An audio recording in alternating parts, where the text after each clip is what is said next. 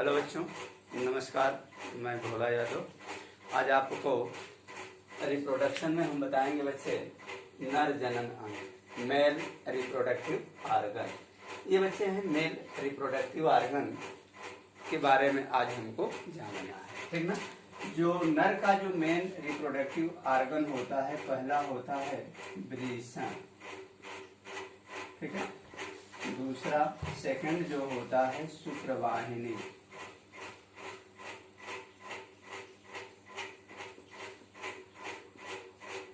Third होता है सहायक ग्रंथ,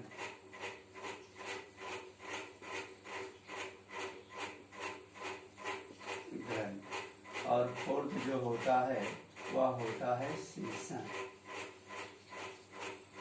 इसको कहते हैं टेस्टिस, इसको कहते हैं वास डिफरेंशिया,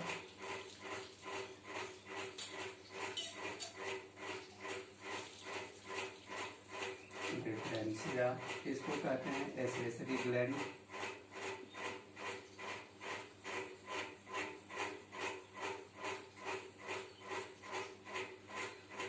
और इसको कहते हैं पेनिस।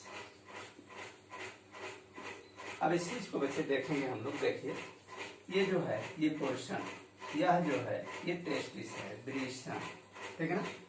ये क्या है? टेस्टिस है। और टेस्टिस के ऊपर जो है, ठीक ना, अगर टेस्टिस को ऐसे दिखाया जाए बच्चे, ऐसे, तो इसके ऊपर एक खुला हुआ मांसपेशियों का समूह होता है जिसे हम अधिवृषण कहते हैं, ठीक है ना बच्चे। तो ये अधिवृषण होता है। इसके बाद से यहाँ से एक नली जो है निकली हुई है, इस तरह से घूमते घूमते ऐसे शुक्राशय को चारों तरफ से घेर करके पेनिस से आकर के, इसको कहते हैं शुक्रवाहिनी, है ना। यानी वह वाहिनी बने होती है, पतली पतली नलिकाएं होती है, पतली नली होती है, जिसके माध्यम से टेस्टिस में, वृषण में बनने वाला क्रोमोसोम्स, गुणसूत्र जो है इस नली के द्वारा होकर के पेनिस से बाहर निकलता है। तो इसलिए इसका नाम रखा गया है शुक्रवाहिनी, यानी शुक्र जिससे शुक्राणु होकर गुजरते हैं, ठीक है। इसके बाद से सहायक ग्रंथियां होती हैं। सहायक ग्रंथि जो होती है ये दो होती है, ठीक है। सहायक ग्रंथि ये दो होती है। पहला जो होता है वो प्रोटेस्ट ग्रंथि होती है, ग्रंथि। सेकेंड जो होता है वो काउपर ग्रंथि होती है, ठीक है। इन दोनों के बारे में हम बताएंगे। और यह जो है देखिए यहाँ पर दिखाया गया है, ये पोर्शन प्रोटेस्ट ग्रंथि, ये यहाँ है, ठीक है ना। और इसके बाद से इसके आगे जो होती है वो काउपर ग्लैंड होती है। पेनिस जो होता है, ये जो पार्ट्स दिखाया गया है ये पेनिस का पार्ट है, ठीक है ना। ये पेनिस है, यहाँ से ये पोर्शन, ठीक है ना। पेनिस किताब पढ़ने वाले आप बच्चे समझदार हैं, आपको इस चीज का जानकारी होगी। ये पेनिस है, ठीक है ना। अब हम एक एक करके आपको बच्चे बताएंगे। वृषण, देखिए ये वृषण जो होता है, यह वृषण शरीर के, मानव शरीर के बाहर उदर गुहा के नीचे, ठीक है, नीचे जो होता है यह स्थित होता है। ये संख्या में 2 होते हैं, ठीक है, संख्या में 2 होते हैं, जिसमें शुक्राणु का निर्माण होता है, ठीक है ना। जिसमें इसका निर्माण होता है, शुक्राणु बनते हैं, ठीक है। और इसका टेम्परेचर, यह शरीर से बाहर होने का कारण यह होता है कि मानव के शरीर का जो टेम्परेचर होता है उससे 3 डिग्री C ताप पर ही शुक्राणुओं का निर्माण होता है। और शुक्राणु के निर्माण करने के लिए ही इसको शरीर से बाहर प्रकृति ने बनाया है, क्योंकि शरीर के जो टेम्परेचर होता है 37 डिग्री C, उस टेम्परेचर पे शुक्राणु जो हैं डेथ कर जाएंगे, नष्ट हो जाते हैं। तो उनको बचाने के लिए या उस टेम्परेचर पे 37 डिग्री C ताप पर शुक्राणुओं का निर्माण शरीर में नहीं होगा। इसलिए प्रकृति जो है टेस्टिस शुक्राणु को शरीर से बाहर बनाया है।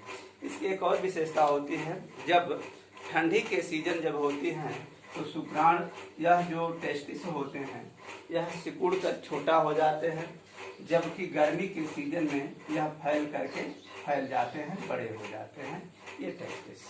ठीक है ना। तो यह होता है वृषण। तो वृषण का कार्य होता है शुक्राणु का निर्माण करना, और शरीर के ताप से कम ताप होता है इसलिए ताकि उसमें शुक्राणुओं का निर्माण हो सके। शरीर से लगभग 3 डिग्री सी टेम्परेचर इसका कम होता है। तो मानव शरीर का ताप 37 डिग्री होता है, तो 37 में से 3 यानी कितना होगा 34 डिग्री। 34 डिग्री सी पर ही शुक्राणुओं का निर्माण होता है, इसलिए वृषण जो है शरीर से क्या होता है, अलग होता है। इसके बाद से शुक्रवाहिनी एक पतली नली होती है जो टेस्टिस से लेकर के और मूत्राशय के होते हुए पेनिस तक फैली होती है। ठीक है। इसके ऊपर एक मिनट इसको बताएंगे। इसके ऊपर जो है थोड़ा सा जो हम बताए यह अधिवृषण होता है। अधिवृषण 6 मीटर लंबा होता है, और यह जो वाहिनियां होती हैं वो आपस में कुंडली होकर के, कुंडलिकार होकर के वृषण के ऊपर जो है ये क्या होती है, व्यवस्थित होती है। अधिवृषण का मुख्य कार्य होता है कि जब शुक्राणु का निर्माण टेस्टिस में हो जाता है तो यह शुक्राणु आकर के 1 महीने तक अधिवृषण में एकत्र रहता है और वहाँ मैच्योर होता है, और मैच्योर होने के बाद वह बाहर निकलता है शुक्रवाहिनी के द्वारा, और तब जो है फीमेल एग को निषेचित करने योग्य बनता है। तब तक जो है यह अधिवृषण में एकत्र रहता है, इकट्ठा रहता है। ठीक है। इसके बाद से शुक्रवाहिनी एक पतली नली है जो यहाँ से निकल करके आकर के पेनिस तक फैली होती है। ठीक है। इसके बाद से आती है तीसरा, थर्ड जो होता है वो सहायक ग्रंथियां होती है बच्चे। सहायक ग्रंथि में प्रोटेस्ट ग्रंथि। अब इसको हम फिगर बताएंगे, आपको देखेंगे बच्चे, ये देखेंगे हम लोग इस तरह से, ऐसे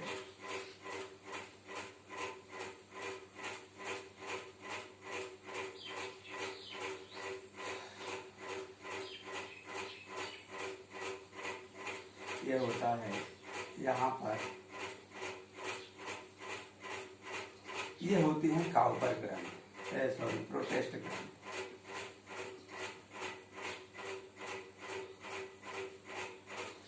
इसी के पास जो है हमारा ये है मूत्राशय।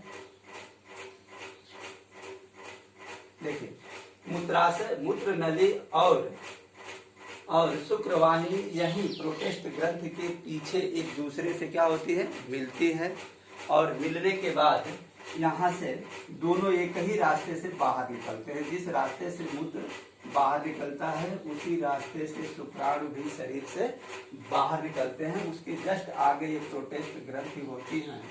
उम्र बढ़ने के बाद ये बढ़ती जाती है। ठीक है। और इससे, इसी ग्रंथि से एक प्रकार का द्रव स्राव होता है। ठीक है, जिसे सीमन कहते हैं।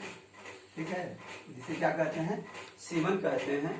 और सीमन में जो है शुक्राणु जो है वह तैरते हुए एग तक, फीमेल एग तक पहुंचते हैं। तो यह स्रावित करती है प्रोटेस्ट ग्रंथि। ठीक ना, इसका सीमन का।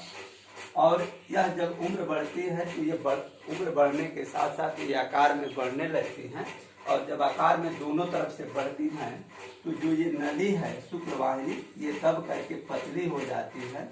और उम्र बढ़ने के बाद आदमी को, व्यक्ति को जो है पेशाब करने में पेशाब में रुकावट आने लगती है।